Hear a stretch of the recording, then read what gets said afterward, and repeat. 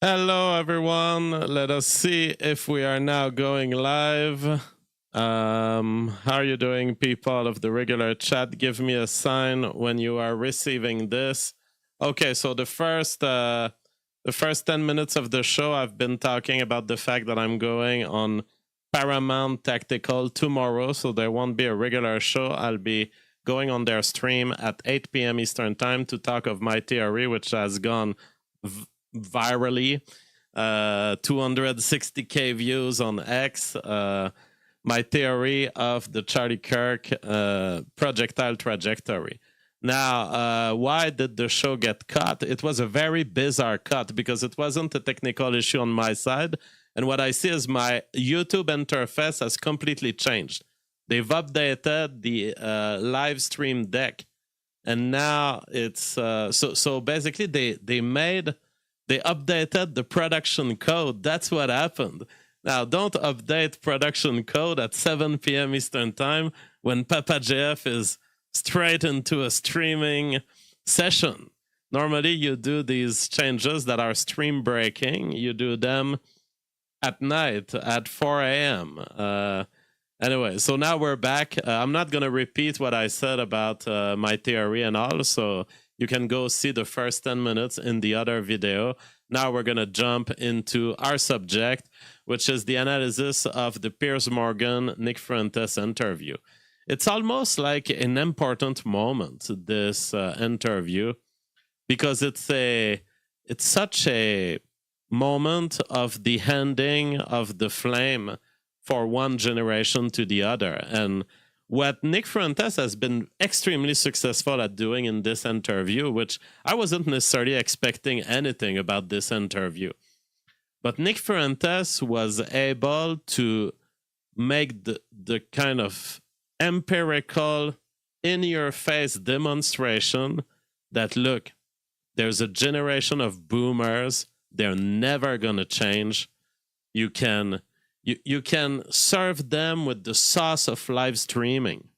They're still not going to be live streamer in their heart. They're going to be boomers forever. And this was a surprising demonstration, something that we don't get to see often, where we really saw that there's an old guard of moralists. They're stuck with boomer thoughts, and you can just laugh at them. You can literally say, fuck your couch. And you can bring your dirty feet into Piers Morgan uncensored and say, fuck your couch, Piers. Fuck your couch. And that was absolutely beautiful. It was really mastery of a high degree that I've highly appreciated. Doubting Thomas is on the chat. He says, JF, I'd be curious if the ATF Ballistic Forensics Lab comes out with a report if they were involved and if they haven't already. Yeah, we don't get much. We don't get much from the official voices, which has created a whole business of conspiracies on the internet. That's really too bad. So John Drake says, absolutely, the old guard and the old tricks are done. Yes, and it was kind of a visual, like when you look at the visual where Nick Fuentes was playful, joking, he was showing an ability to not care about this ridiculous struggle session that they did by bringing in a message from Finkelstein. If SNL was making a parody, it wouldn't have been as bad as it was. Like, the thing was parodying itself. I got my friend Finkelstein. You know what it reminded me? It reminded me when Ben Shapiro says, I have a friend who happens to be in the diamond business. And you're like, yeah, you do. And it's like, oh, yeah, Finkelstein is coming to moralize me about his story. And Nick just turned that into a joke, and now he's explained on his show that basically what he wanted to do in terms of intent he wanted to say, I'm not playing that game. Your stuff is a circus.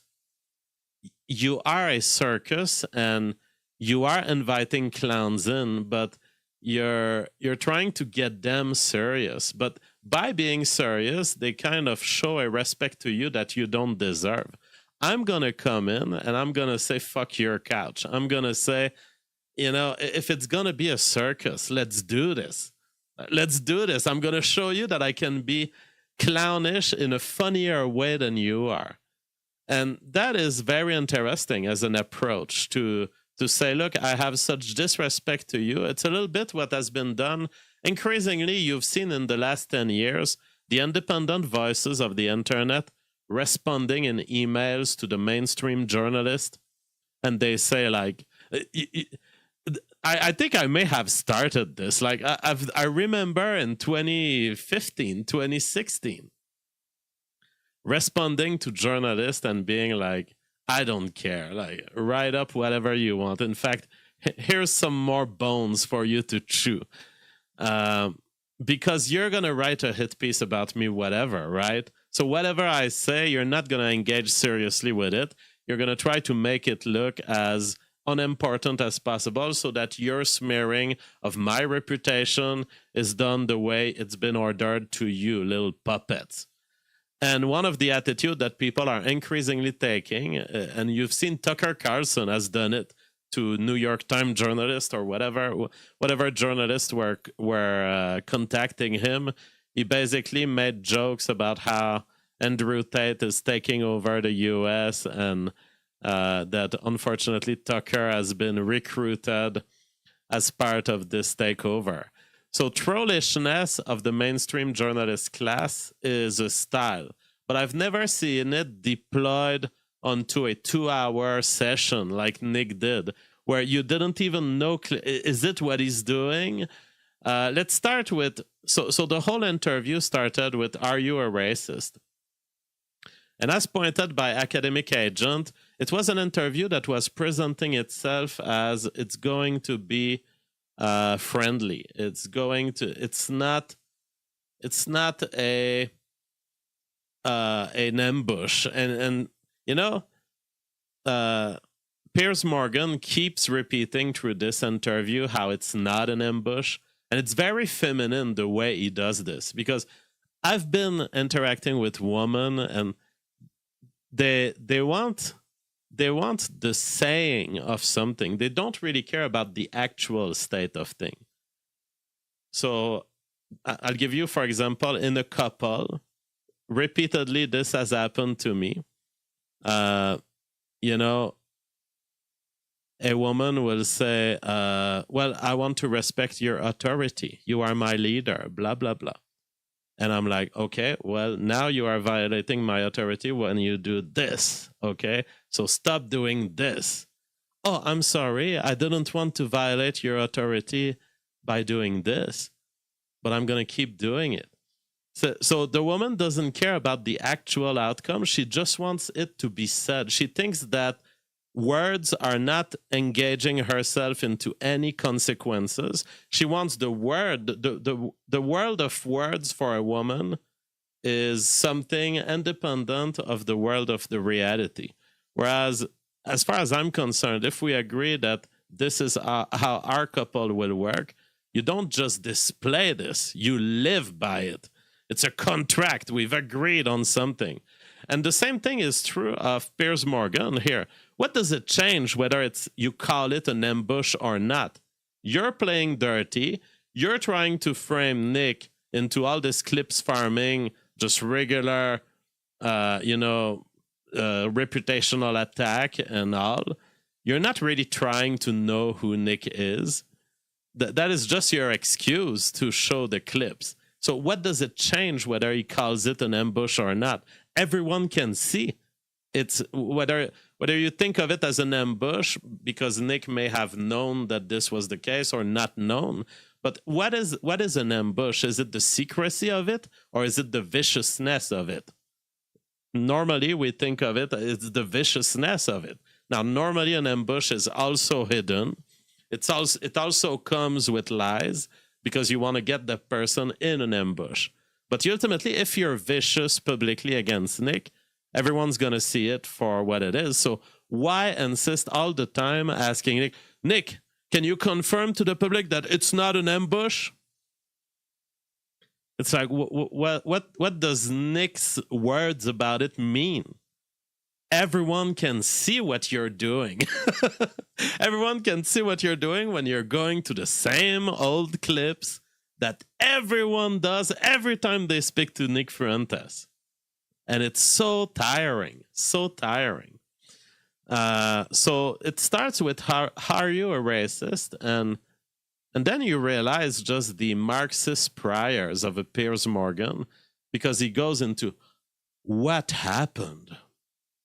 What happened? And he goes into the father of Nick, because Nick had, just in a half-end comment that he had done on his show years ago, presumably, Nick had said that, oh yeah, we're not going to this restaurant because it's not, Nick may have said it provocatively, but something like, it's not part of white culture, it's black folk culture to go to that restaurant.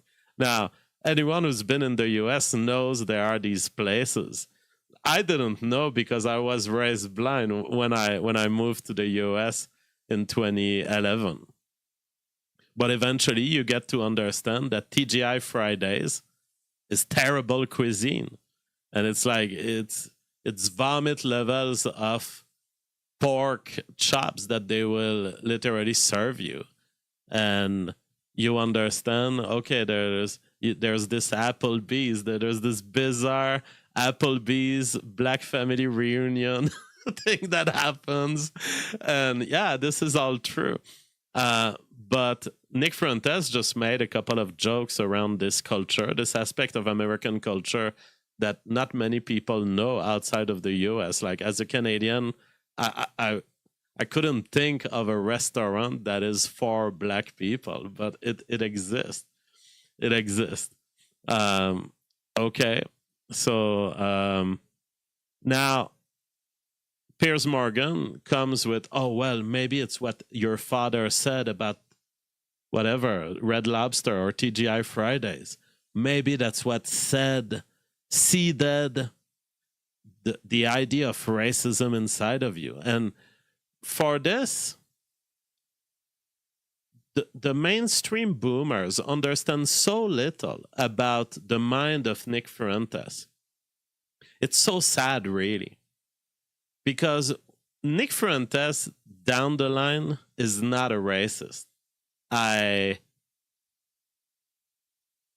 It's like I wish people could understand this. Nick Fuentes is not a racist in his everyday life. He is racist probably like the average white American. And that is the truth about Nick. Nick hangs out with various races. Nick has a very diversified circle of friends. It's not a case of a guy who says, I have one Black friend. Nick lives in diversity. And he lives in Chicago, and he truly feels from there. And he, to the extent that he says, okay, I'm going to admit that I'm a racist, it's almost like a leftist. It's not a hatred that he has. It's not the way leftists understand racism. It's not a hatred that he harbors. In fact, Nick is only joking around racism because it is what our generation has to do. Because way too much weight has been given to this.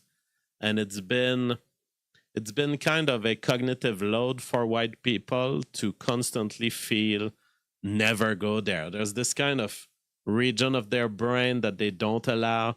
And it comes in conflict with actual rational decision making. Because we all know that every person in America, this is not just whites, it's everyone integrates race to their decision making. They do so on various decisions that they make in life, where they will live, where they feel secure. they will find all sorts of other terms. They will find all sorts of other ways to express it. They will say, I'm looking for a zip code which is good for children, which has not too much violence. And down the line, we all know that it ties back to a form of racism.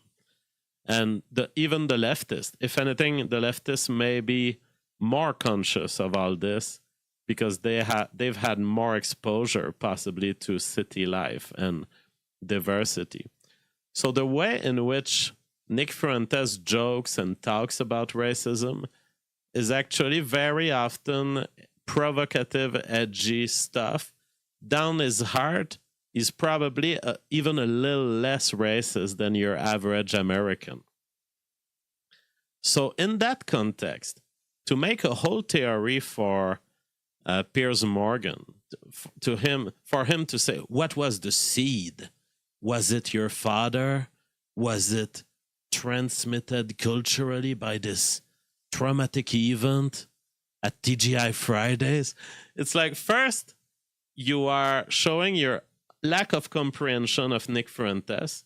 Second, you are showing your lack of comprehension of the rising forces of our generation who have decided to completely give up on your moral extortion around racism. Third, you have failed to understand the trollish nature of when we talk about all this and the real thing behind, which is the real thing behind is, let's be fair, everyone is racist. The left is right about this. But it's only when it's white people that it becomes a problem. And this, Nick gets to it eventually after defending and saying, well, look, Piers, you're being underhanded with attacking my family here. We get to it. So intellectually, the crowd and the normies are taken through a view of the world that has become careless about these labels and these attacks. That was very good. And at the same time, it was allowing Nick to set up a position of a moral high ground. Here you are, you fucking clown, because that's what you do. You host your fucking circus and you are making a spectacle out of people. And everyone is like the turkey getting stuffed when they get on Piers Morgan's show. This is how Nick describes what he does. Basically, what does Piers Morgan do? Well, he does what we were doing 8 years ago. He does internet blood sport with a bunch of cable TV style headings. He does internet blood sports with this. This is the addition here. Piers Morgan uncensored, little windows. This is the difference between Piers Morgan and internet blood sport. But in the times of internet blood sports, we were all having fun together. When you go on Piers Morgan, he's looking for the most provocative statements. He's not really engaged in intelligent discourse. If so, he wouldn't have all these clowns that he has on every week. He would have Papa JF to discuss something serious, like ballistics or whatever I'm on to that week. So Nick Fuentes just presents this circus and says, all right, you want a clown? You want a clown? I'm going to clown, but stop attacking my family. And then the clips farming part of the interview begins.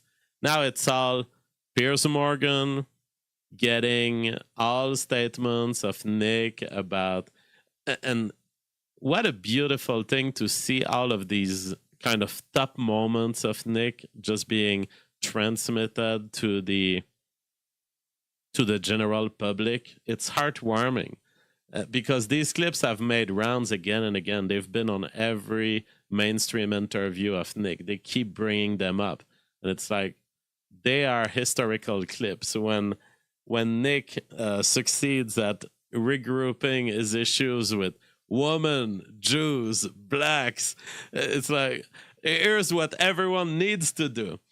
And you can't say there's anything wrong about what he's saying. You can't say it's false. You can't say society wouldn't be improved if each category did what they have to do to produce a better America. And so to see this and to see that all that Piers Morgan has is not that there's no problem with women or no problem with Jews or I've activated the subscription alarms. I have to turn this off.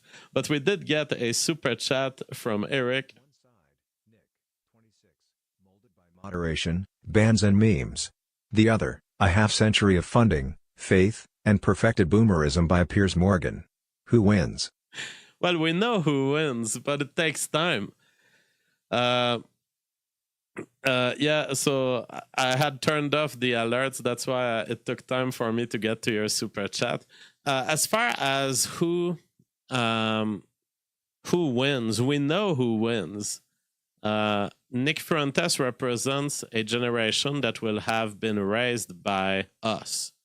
They will have been raised by YouTube culture. They will have been raised by more edgy culture. You just see the numbers that people are putting, these big creators on Rumble. So definitely there's a whole generation rising that will be completely insensitive to the boomerism of Piers Morgan. But it's going to take time. It's going to take time because they're not going away. They're just literally, we're going to have to wait for us to be old for the world to have been fixed on these questions. So yes, we win at the end, but we also die. There is some point at which we'll be old, edgy, and dying. That's what will happen. So yeah, beautiful clip farming here that was all coming to the advantage of Nick. And very interestingly, you know, the problem that people do with these clip farmings is they will start, if they don't straight out apologize, they will start saying, oh, this was said in a context. Nick didn't care about this. But if you start saying this was said in another context, you're on the defensive. You are not standing by your art. Nick was super strong on this. He was like, everything I said in that clip is true. And so now you have a problem. Now you have a problem. If you're Piers, it's like, oh no, he's basically doubling down. Well, what do you have? If he's doubling down on a lie, it would be easy to call him out. But Piers Morgan doesn't have anything to say against what Nick was saying in these clips. So we're really stuck in the moral tie here, domain. Piers cannot argue that it's wrong. He can only argue that it's distasteful. And then you have the whole inaction of the moralism, the boomer moralism, which has failed, and which is only really boomers will hear Piers Morgan and side with him. Boomers and people who are sensitive to original thinking and provocative thinking. Trashan Baptist says Nick Fuentes is carrying all alternative streaming platforms. Well, definitely he is leading very strong at Rumble. I hope that YouTube, this is why I returned to YouTube partly. I hope that YouTube eventually becomes more open. And I think they've been extremely open with my return. So I don't have, I'm not promoting any sort of radicalism. I am just a man of another generation with weird ideas. You could call them weird by your standard, but they're really just reasonable ideas, and I'm mostly interested in the search for the truth, the public process of epistemology. And I will tell you what, since I returned to YouTube, all of my videos are monetized. And I've been talking about what I usually talk about. I've not been feeling oppressed. I've not been feeling censored. So it's working good. Genesis says, JF, to what degree was the alt-right a product of new atheism / skeptic movement? And would it be accurate to credit Nick's eventual success to this movement? Those are interesting thoughts. First, the extent to which new skepticism and atheism has induced the alt-right. Kind of in some indirect ways, but not directly. What's happening is that there was a trend on YouTube very early. It was basically second generation YouTube after the little, there weren't much political discussions at the very beginning of YouTube. Eventually, the substantial commentary space of YouTube was fully covered by basically atheists. And you had the Amazing Atheist, for example. So they were all liberal atheists.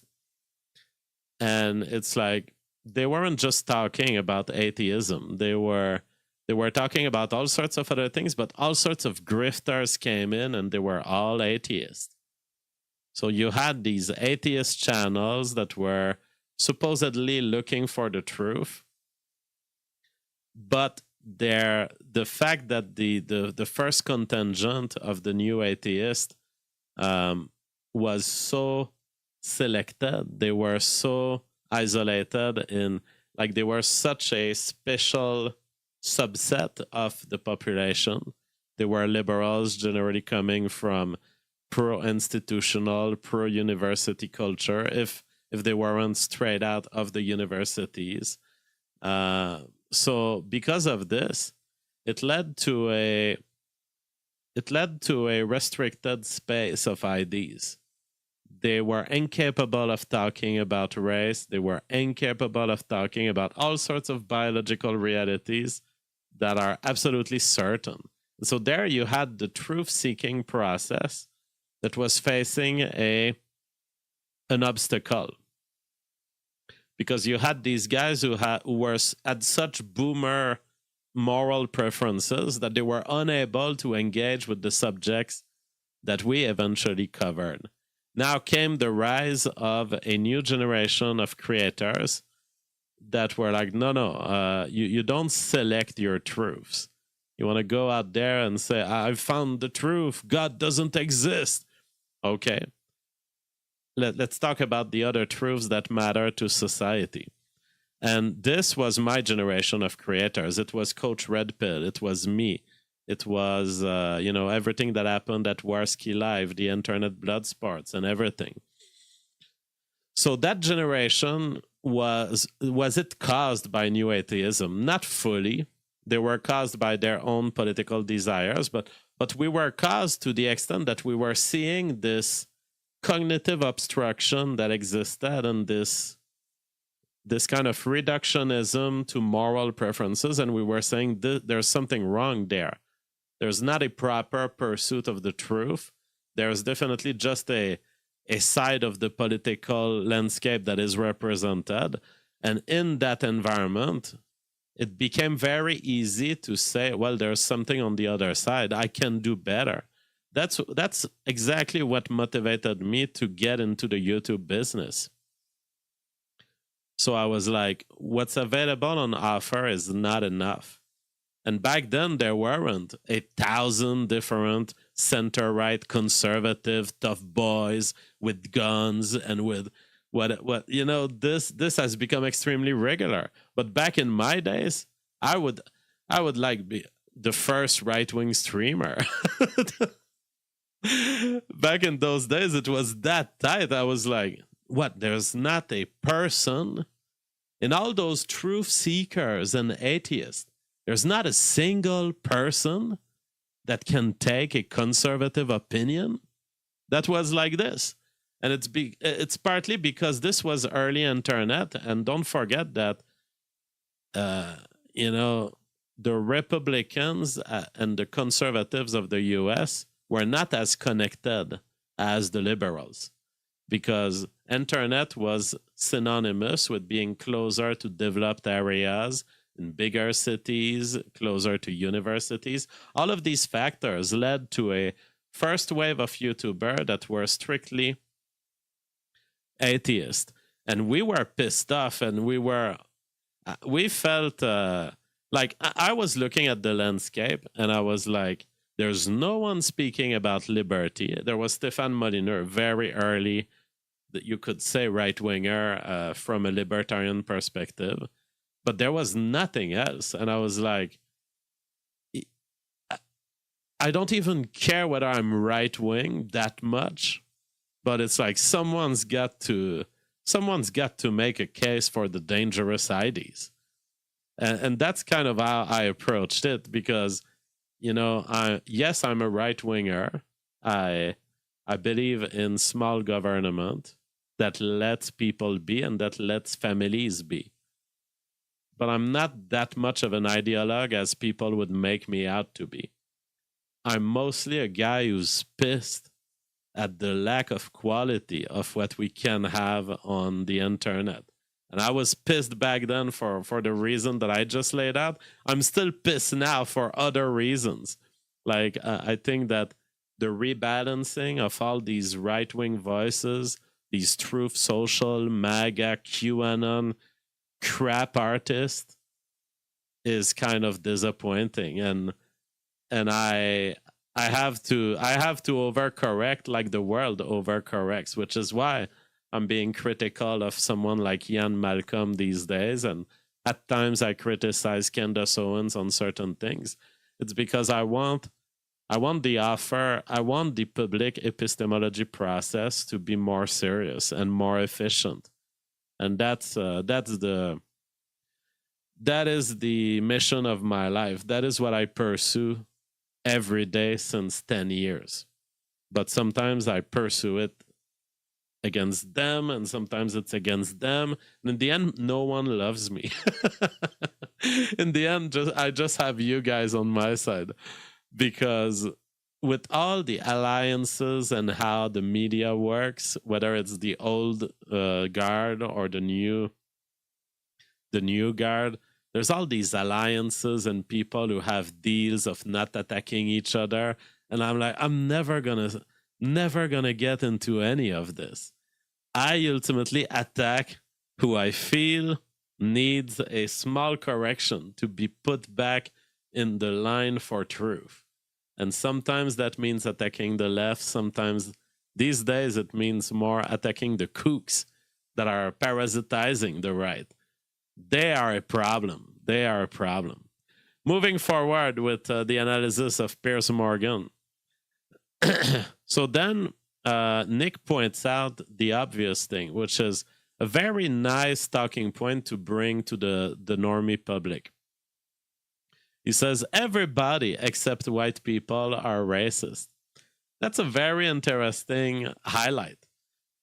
A very important idea that normies can readily observe. Cayman JRP says, JF, are you an atheist? Yes, I am, to the extent that I don't believe in God. Sometimes I go to the church and I hear the words of the Bible. But I like the historical Jesus. I like to think that Jesus existed and that he was crucified. That being said, I have difficulty thinking that the planet Earth and the world as it stands has been created by a being above the universe. I don't believe this, and because of it, I probably will never qualify as a Christian in terms of belief, but I like to think of myself still as a cultural Christian. Now, I don't need the belief in God, really. I'm happy to be part of the compost pile, you know? Most people find that the sentence of Fight Club, where you are the all dancing, all singing crap of the world, I actually enjoy this. To me, it's not an insult. Like, I think it's an honor to be part of the shit pile that life is. Like, topsoil, by the way, when you walk outside, this is all dead bodies of trees and other life forms that have existed. You are just a bubble in the topsoil, and you will return to the topsoil very soon. And personally, I find this white pilling. That shit can rise into some complex forms that give you a feeling of existing for 60 years. It's like, wow, what a privilege. How many molecules of shit can feel this? None. We are very, very lucky to have risen from absolute crap. We have a super chat.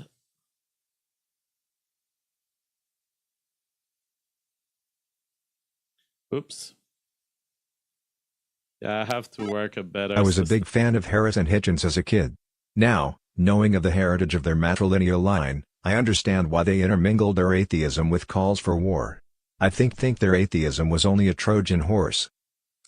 Absolutely. Bro, it's like, this is the questioning of my childhood and teenage years. I'm seeing all these authors that I want to kind of heroicize. I want to see them as heroes. And they're the only thing I know intellectually. Richard Dawkins, Sam Harris, Hitchens, because we're being served this by this early YouTube scene. Those are the guys honing with facts and logic before the Ben Shapiros of this world come to do it for the right. And it's like, I want to idolize these people, but at the same time, when it comes to Middle Eastern wars, something is wrong. It's like, I follow Sam Harris. Okay, the book Lying, the book Moral Landscape. Okay, I'm following. But along the way, something goes wrong. And it's like, every time it's about the Middle East and Muslims, you guys are just you go absolutely uncontrollable and unjustified. It's like, I wish these people, these intellectuals, who I didn't conceive of them as Jewish intellectuals back then, because to me that didn't even exist. It's like I was buying in the crap of society that was telling me that doesn't matter if they're Jewish. But eventually I realized there's only one explanation here. They're Jewish, and that's why when they talk about Muslims, they go fucking wild. That has to be. It has to be the reason. Oh shit, I have to turn off these alerts. I have to find a way to turn them off, sorry. So eventually I realized there is no other way to explain the world than Sam Harris is Jewish, and because he's Jewish, he's always going to be funded by Jewish interests. His philosophy will always serve Israeli interests, and that's it. You know, it's people are trying to make all sorts of cases around white supremacy, and but the history of my life is just this. It's like, what the fuck happens when Sam Harris isn't talking about philosophy but goes into Muslim religion? And why doesn't he see the radicalism on the side of Israel? This is just my question, my base question that led me to become who I am. An honest inquiry that had only one answer. And how did I try to find other answers? How did I try to look inside of myself and see, maybe I'm not getting it? Maybe I'm broken. Maybe I'm erroneous in the way I interpret what he says. But no, down the line, after checking myself and after reviewing, I've concluded there is simply an ethnic interest that is transpiring through our intellectual class. And maybe it's related to the fact that there's like 50% more Jews represented in podcast and in public talk and in books. And just this realization will change your life. You will understand the world better, but people will start hating you also. Plapida says, JF, I missed your 3006 analysis show. Sorry if you mentioned it already, but have you ever fired a hunting rifle, and what did you shoot it at? Yeah, I've shot I've shot, when I was in the US, my AR-15 in practice range. I've also shot, if I remember, what is the ammo? The 308 Winchester, a very powerful ammo. I've shot it at trees. I've seen the impacts on trees, and I've seen the impacts in shooting ranges. Let me check if it's really the 308. Is it 308 Winchester? Or is it the 358? The 308 Winchester is rimless, bottlenecked rifle. Oh yeah, 308 Winchester. That is the higher power rifle that I've been shooting. Let me tell you, this gives you quite the kick on the shoulder. 308 Winchester, because I was like, hey, if I'm gonna shoot bullets, I might as well go for it. And I was at the Bassa Pro shops, and I was like, what are the high power bullets? And he was like, what do you want to hunt with this? I was like, maybe I'll go for wild boar, but generally I just like high power. And they had the 308 Winchester. So I had a scope mounted on my rifle. I think it was a bolt action, three bullets in the magazine like slot, 3 bullet bolt action. And bro, the hit on your shoulder, it's something. I mean, if you don't, you have to act, and you have to plan how you're going to absorb that shock, because you can have pain in your arm for days after if you don't do it well. So I learned to master this thing. I've had a Glock also. So Glock, AR-15, and 308 Winchester were my weapons of choice in the US. But in Canada, I don't know that any of these guns would be legal. Much less common. We have a super chat by Ariel Suarez. Thank you so much. He says, Ayn Rand was an even more extreme example to me. She was the poster girl for rational egoism and individualism. She contradicted all of her principles when it came to Israel and war in general. I mean, it's stunning. I don't know about Ayn Rand's position on Israel. I would be interested to learn about it, Ariel. So if you have any link about this, send them to me in DM. But it's fascinating. It's like, wow, you have this whole philosophical framework, but down the line, you fit all of it to whatever are your preferences. It just so happens. Oh, I've developed the moral landscape here, but it just so happens that, you know, it's preferable to defend Israel.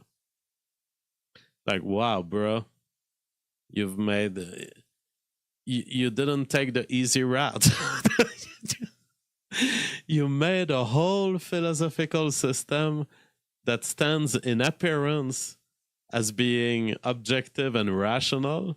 All of this down the line to just lay out your subjective preferences about your people winning over other people. Wow. You know, credit.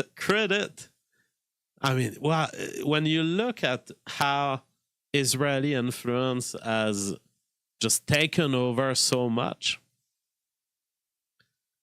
of the American media, it's like, wow, respect, bro.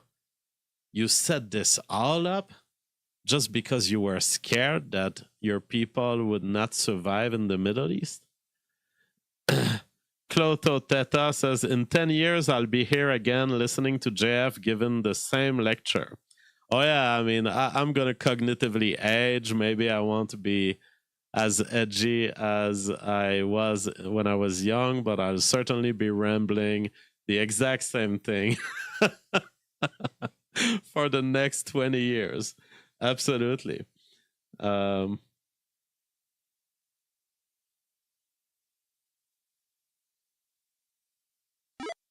Would have liked to hear Nick say you can call my father a racist, but I call him a man who wanted to protect his family. Important that we redefine racist away from a pejorative, and towards a descriptor of a sensible pattern recognizer.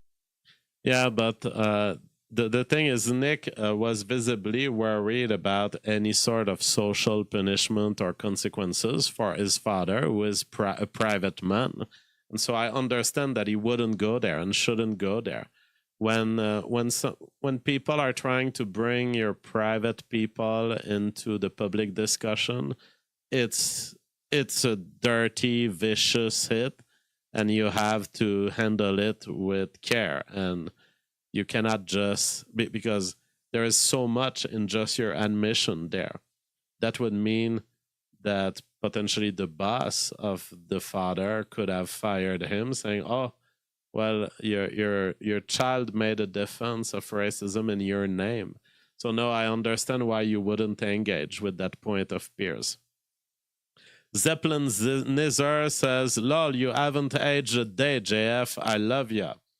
Yeah, I mean, with I'm 41 years old and I still have my baby face. With some tricks of camera, we can look very shiny and still young. And also, you know, being the geek that I am, I believe that I age a little slower than people, at least at the skin level, because I really don't get much sun exposure. So I still look with a baby face type of skin, certainly, and that's probably because I don't get much sun.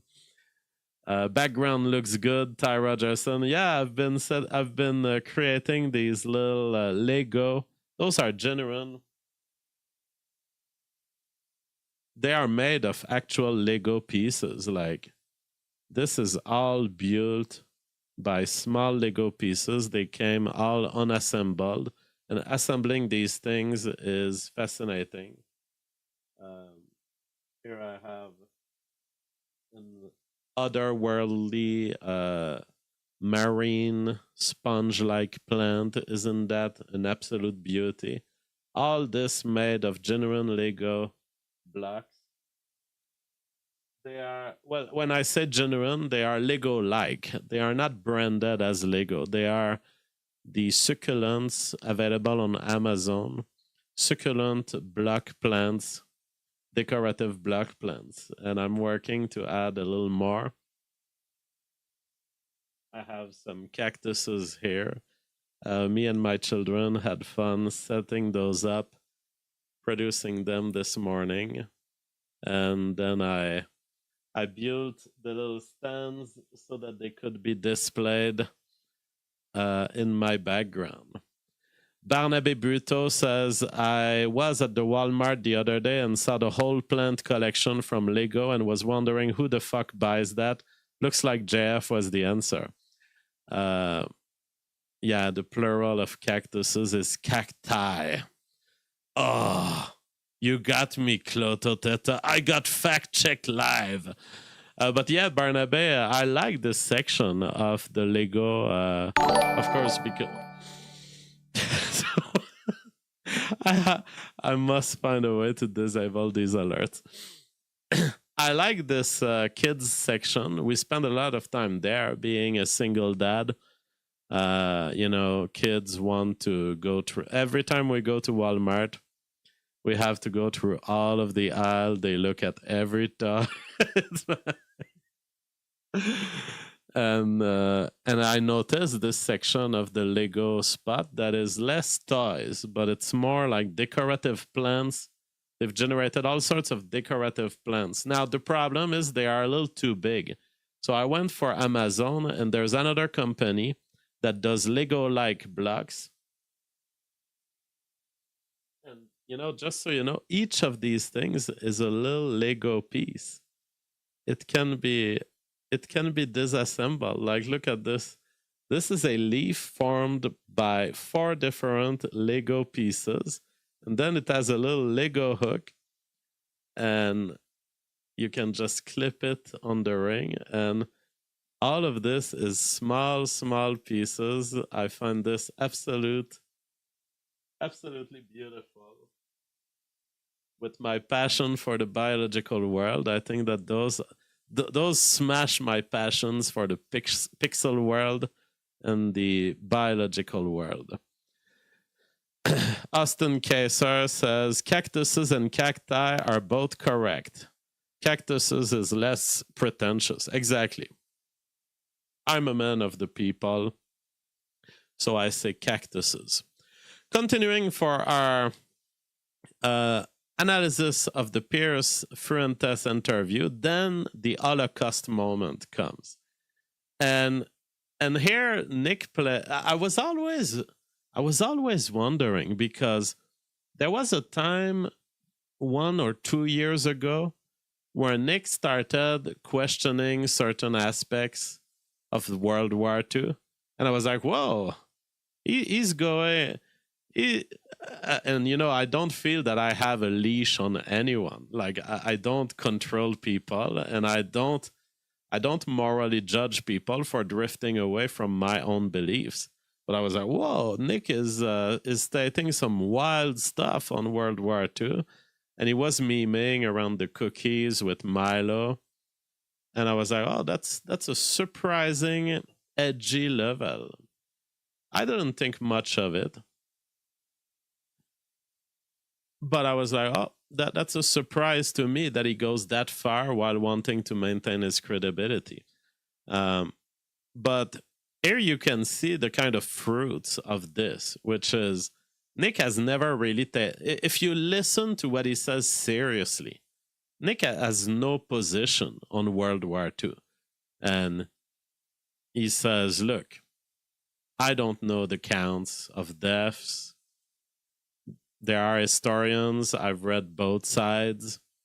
And it's really hard to know. That's the reality. And I would stand with him on this. It's like, oh yeah, given the fact that we can't even know what happened last week or last month, we probably can't know what happened 80 years ago. That would be my general position. Like, there is so much spam. Like, I have seen the spam of the modern world, and you have to think that in the old world, it was even worse, because everything was spam. Everything was sponsored. Everything was funded and actively imposed. Because, okay, if you're a historian in 2025, maybe you got some freedom for yourself. You started a YouTube channel. Maybe you can ask hard questions. But if you're a historian in 1960 and you've been written a letter of recommendation to get your trust fund or your grants and your awards, and then you got employed at a university by some other ethnics that are also friends with your family and friends with the mom who's also Jewish, and you're if you're a historian in the 60s, you are part of a web of boomerism that is, it's almost hard to express how selective we've been in telling history. Now, it would seem that as this part of the Holocaust interview starts, Nick Fuentes says, whatever the number is, what is the number I have to say, Piers? And then I was like, is he joking? Is he walking back on a past statement?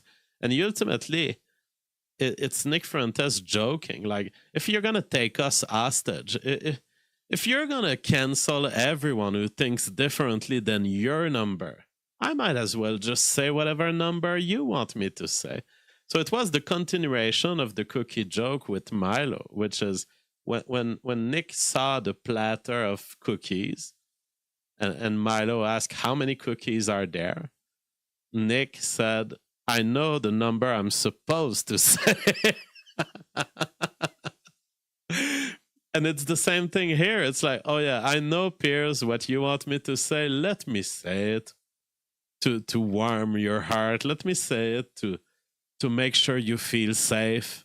But at the same time, it's like, is there really a search for truth if we say things to satisfy people, for people to feel safe, for creating a safe space? there's no search for truth, then our public communication is of a moral matter. And then our statements do not have the credibility of even having been fair attempts at finding the truth.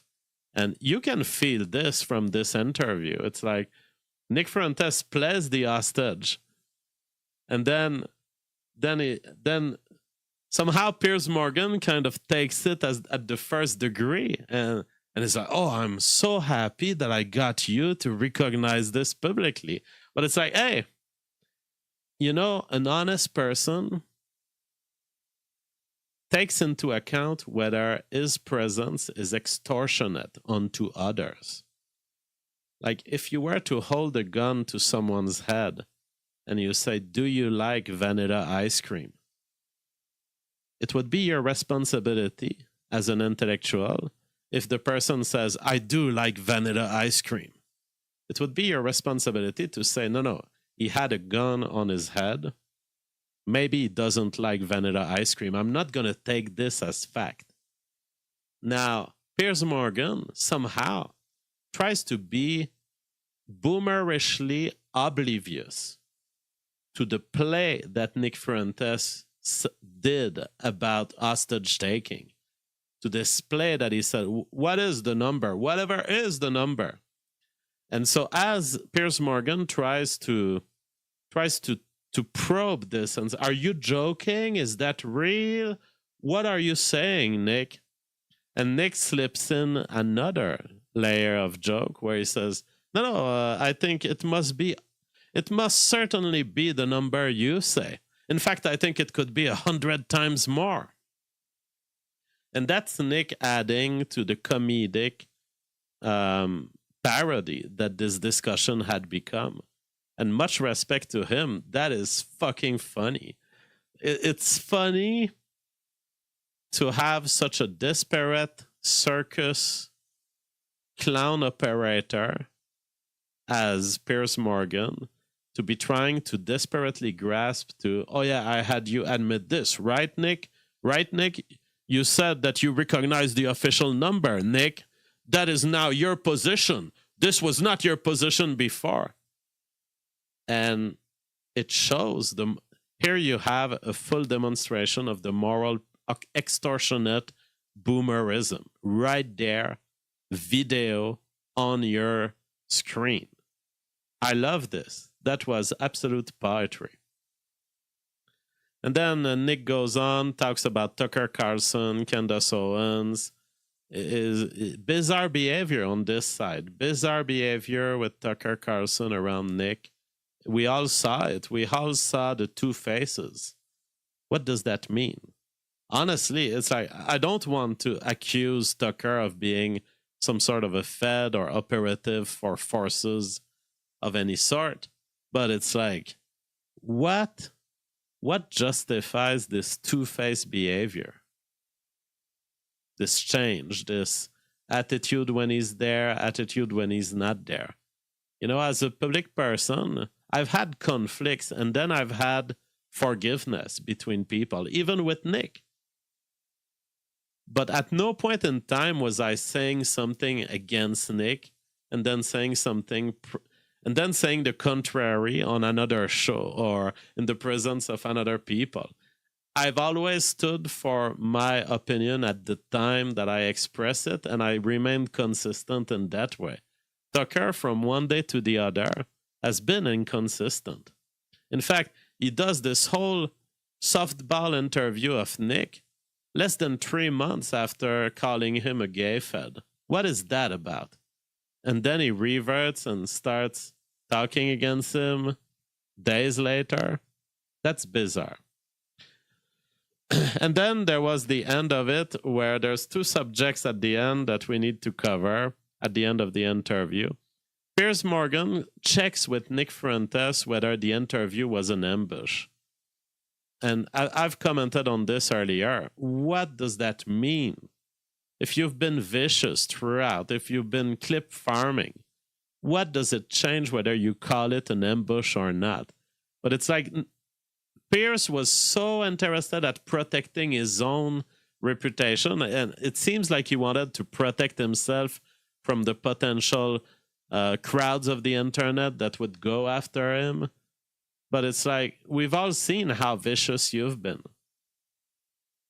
So whether Nick calls it an ambush or not, people are going to judge you for what you've done. You've been morally extortionate. You've been trying to get admissions like Nick is a fucking torture prisoner of yours. That's what you are. You've been trying very hard to make him back out on things, and you've been played because he made it funny, your attempt. And the final thing that Piers Morgan did in this interview is this whole concept that, oh, you've never had sex with women, ha ha ha. And people are now exposing something that Nick didn't know during the interview. But Piers Morgan is a literal cock. Piers Morgan offers a 6-week sabbatical vacation to his wife, during which she actually poses with other men in bed. Like, there are pictures of his wife. It seems that his wife is also threatening him with divorce and making all sorts of things public as part of it. Seems like a very weird situation. A very weird allowed cuckoldry. But nevertheless, this whole point that, oh, Nick, you didn't have sex. Well, first, the rising generation is very much like Nick. Because the rising generation doesn't have the absolute moral, chaotic hedonism of the boomers, which is one of the most disgusting generations that has ever existed. Like this obsession, you don't have sex? It's like, bro, the entirety of the sex you've had in life didn't matter because you were wearing a condom like a fucking idiot. Or she had the birth pill. All of the sex that you think you've done is an illusion. It's as bad as porn. And there is a generation rising that understands this. And that understands that sex without the baby making is actually putting yourself into emotional extortion territory. And it will always lead to disappointment, to loss of time, and to basically very unhealthy behavior. And again, you have here a Piers Morgan, because of his boomerism, completely missing this new trend. Like, the next generation will not be obsessed about sex the way the boomers were, because they know the illusion. And it's one thing, everyone kind of knows that porn is an illusion. But I think the generation rising, they know that birth pill sex is an illusion, and condom sex is an illusion, and sex for exploratory, relationship building is illusion. It seems that the only one who aren't in on it are hoes. These women who are sexually promiscuous. But it's like, you're going to get fucked by a bunch of very low IQ people who are just like sex spammers. It's not quality people. Green Fez says, very long JF episode. Sorry I'm late. Well, 1 hour, 20 minutes. I don't think it's super long. It's our standard, 1 hour, 20 minutes, depending on what I have to talk about. So that is my conclusion for the Piers Fuentes interview, a demonstration of mastery by Nick. I was scared. I was like, is he going too hard? But then I felt relief at the end. I was like, no, it's fine. It's fine. The next generation must benefit from leaders who are freeing spaces of cognitive liberty, because the emotional extortionate practice of Piers Morgan, this has to stop. It is not a healthy way to maintain society. And it will systematically be anti-white in the way it's unfolded, in the way it's deployed. So an absolute historical performance, in my view.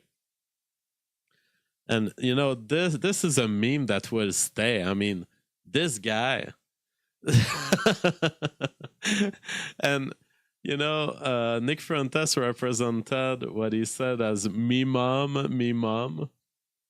I don't even know if he said the words me mom, but it's the mockery and the parody of him that eventually caught on as a meme, me mom. Which is like, what is this English British guy, coming to moralize me about? I think it will be retained in the collective imaginary. Quickly on the other news before we close the show, Tucker Carlson comes out on the Charlie Kirk assassination. He basically says, I'm not going to comment on all the conspiracy theories on one side or on the official narrative. He says, basically, I'm friends with Erica Kirk. I'm friends with a lot of people inside TP USA, and I'm friends with Candace Owen. And what he says is, no, I will not denunciate people like Candace Owen. I will not take side, because ultimately what I want is everyone to pursue the truth. And wherever it leads you, if in your heart you are searching for the truth, I will respect you. And even if I have friends on both sides of this issue, I will not denunciate you or disavow you. So basically, a very shy take of Tucker, basically telling us, I'm not going to comment on the ballistics or whatever, because I want the truth to be found by the police, but at the same time, I don't have special access to any truth. That is it for tonight. User GT says, JF was mentioned by Nick Fuentes twice last night on his stream. Yeah, people have sent me clips. Thank you so much, guys. Yes, and as I mentioned yesterday, we should be getting to talk to Nick at some point, hopefully before Christmas or around Christmas. I believe we could. I don't have any intent on this interview in terms of squeezing Nick on anything. I think that first and foremost, Nick is just outperforming any expectations. So he's making so much good for our countries and for the West in general. I don't want to squeeze him, but I would like it to be a reflection and perhaps an openness, a call to openness as part of Christianity and Christmas. I would like it to be just a warm Christmas stream. When I see ankle biters of Nick, Arval, much respect to Arval. I also have much respect to Nick. What I'd like in an ideal world is that Arval pursues his line, Nick pursues his line. We all recognize it's two different projects, but there's no reason one would be in conflict with the other. Even Candace, okay, Candace is divagating, she's psycho. Let us use these things. I mean, the left has their psychos. They don't give a shit about it. They support them.